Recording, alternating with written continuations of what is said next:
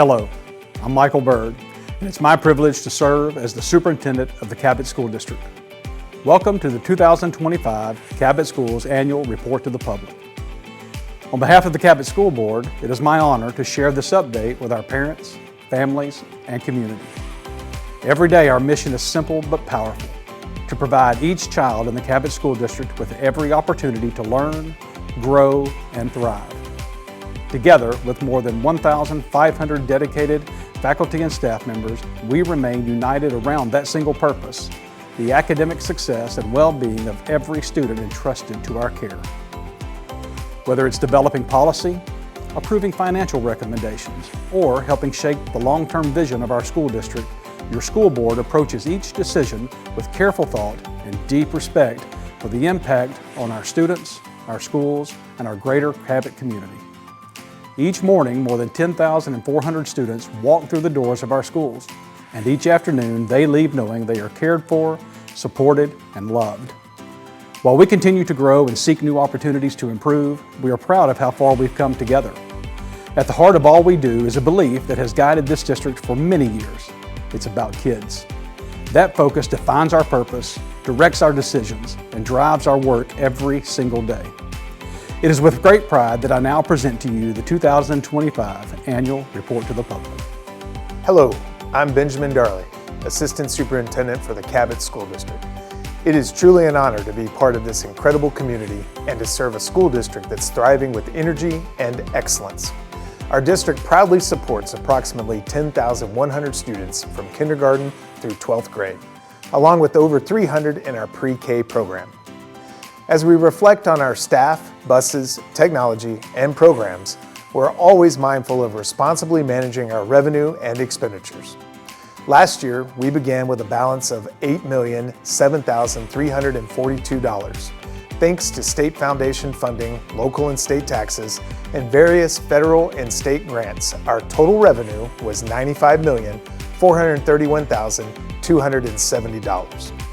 We carefully managed our spending, totaling $95,431,270, which was under budget.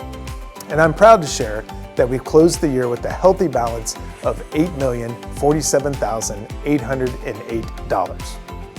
As shown in this chart, we ended the year with a positive budget and increased our legal balance. In the far right column, you'll see the percentage of our balance compared to our expenses. While there's no required percentage, we aim to maintain a healthy range of 8 to 10%. The most significant source of our funding comes from state foundation funds. That money is allotted in a per pupil amount. As you can see, the state foundation funding continues to increase, as do our costs, and we will receive $8,162 per student this year, which results in over $60.5 million. You can see on this slide how much we receive from either the federal or state government in fund categories that are specifically allocated for particular purposes. These restricted funds can only be used for certain things. For example, Title III funds are federal dollars that must be used for our English language program. In addition, our ALE funds are state funds that must be used to support students in an alternative education setting.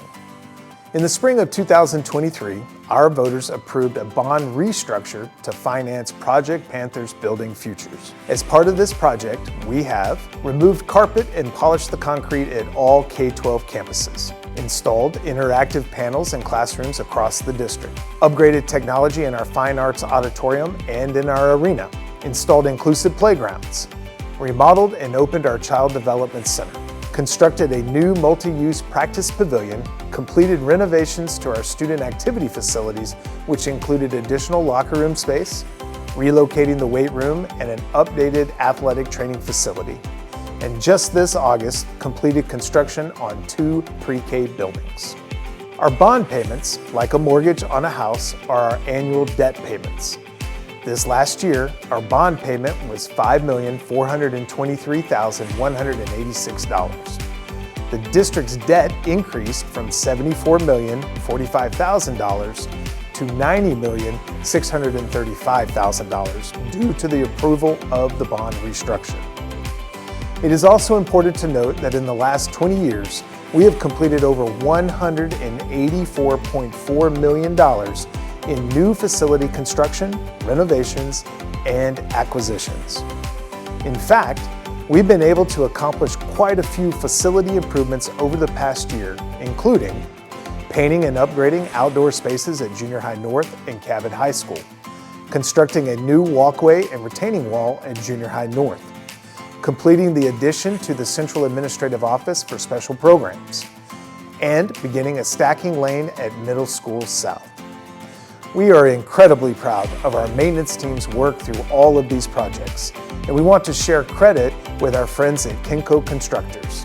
They have served as our general contractor for the past 3 years and have been great partners with the district. Thank you, Dr. Darley.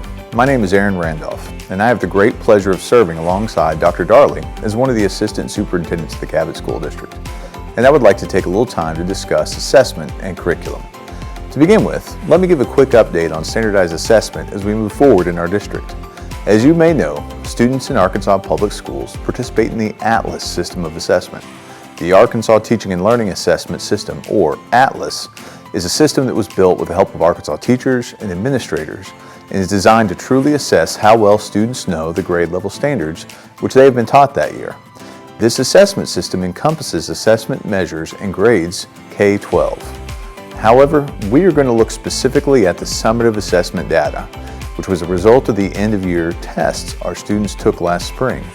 To begin with, let's look at our English language arts data. The percentages you see are the percentage of students in those grades who scored a 3 or 4 on their summative assessments. A score of 3 relates to a student demonstrating absolute mastery of the grade level standards. A score of 4 indicates that the student demonstrated mastery of standards and skills well beyond their grade level expectations. As you can see, we scored above the state average in all grade levels. We should point out grades 4 and 10, in which our students were 11 percentage points and 12 percentage points higher than the state average. Looking at our math data, we see again that we have exceeded the state average in all grade levels and subjects. A special praise to our 4th grade students and their teachers for allowing us to exceed the state average by 20 percentage points, along with our algebra students for scoring 22 percentage points higher than the state average. When we look at science, we will again see that our students exceeded their peers in the state, with 3rd, 4th, and 5th grade students performing exceptionally well. I want to pause a moment and speak to our ATLAS scores as a whole. We have improved in 21 out of 23 tested subject areas and grades. We have learned a lot of lessons on the process and the exam over the past few years. With these experiences, our teachers and administrators feel confident in adjusting our instructional practices moving forward.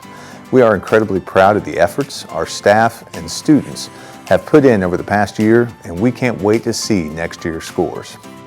This brings us to the ACT results from Cabot High School and Cabot Panther Academy. As you can see, students at CHS beat the state in the overall composite score. Our CPA students were close behind the state in their average composite score. One other assessment piece that is included in our accountability measures is participation and performance on AP exams. These exams are the culminating exercise for students who enroll in advanced placement courses and can potentially earn students college credit. As you can see, over the past 3 years, we have increased our participation numbers and our overall success in AP exams. One item I'll highlight here is that 70.6% of the 990 exams our students took last year earned a score of 3 or better. That means that well over 2/3 of the exams potentially earned 3 hours of college credit for Cabot students. That's a fantastic result and an improvement of around 2% from last year. You can also see some other points of pride for our program. For the 3rd year in a row, we have reached an all-time high on total exams and successful exams. Further, our average AP exam score exceeded 3.0, which means that the average AP exam earned a college credit for our students. We also want to brag on our 4 National Merit semifinalists. These students are 4 of the 141 students in our state to qualify for this prestigious honor. As Cabot High School is one of only 42 schools in the state with a semifinalist, we are well above the state average in this category. A big congratulations to these students. I believe Mr. Bird wanted to share a few more things with our community next. Thank you, Mr. Randolph. Each year, our district undergoes a thorough review by the Standards and Assurance Division of the Arkansas Department of Education. This process evaluates multiple data points and certifications to ensure that we meet state requirements. I'm proud to report that during the 24-25 school year, all of our schools were fully accredited. Our district wellness policy is available on our district website, and in accordance with reporting requirements, we also provide information regarding the revenue and expenditures of our child nutrition program. We are fortunate to have a strong, dedicated team of school board members who faithfully serve the district and community. As part of this annual report, board member training hours are reviewed. Each member is required to complete a minimum of 6 hours of professional development annually, and I'm pleased to report that all members are in full compliance. Communication is also central to our mission. We utilize multiple platforms, our district website, social media, newsletters, and more to ensure that our families and community are informed and engaged. Looking ahead, our priorities remain clear: to provide the safest and most secure learning environment possible, to continuously improve in all areas of operations, and to emphasize collaboration as the foundation for effective teaching and learning across every classroom and campus. If you have questions or concerns, we encourage you to reach out. Our school board members also welcome your feedback, and their contact information can be found on the district website. As a reminder, parents of currently enrolled students and district patrons are invited to share comments or questions during our public meeting scheduled for November 18th at 6 p.m. And as always, go Panthers!